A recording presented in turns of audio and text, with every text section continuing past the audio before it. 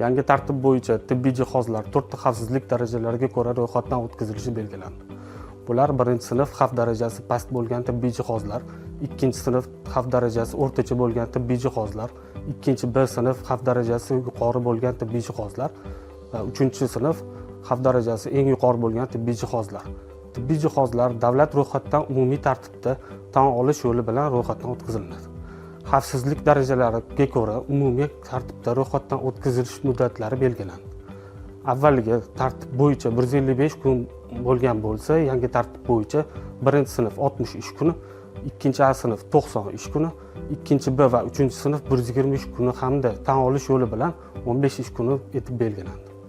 Ro'yxatdan o'tkazish jarayoni birlamchi ekspertiza, laboratoriya sinovlari va ixtisoslashtirilgan ekspertiza bosqichlaridan iborat. Shuningdek, tibbiy jihozlarning klinik sinovlari hamda ishlab chiqarish sharoitlarini ISO 13485 xalqaro standarti bilan uyg'unlashtirilgan O'zbekiston Respublikasining milliy standarti talablariga muvofiqligi yuzasidan inspeksiya ham o'tkazilishi mumkin. Tibbiy jihozlarni davlat ro'yxatdan o'tkazish natijalariga ko'ra amal qilish muddati 5 yil bo'lgan tegishli elektron shakldagi ro'yxatdan o'tkazganlik guvohnomasi beriladi.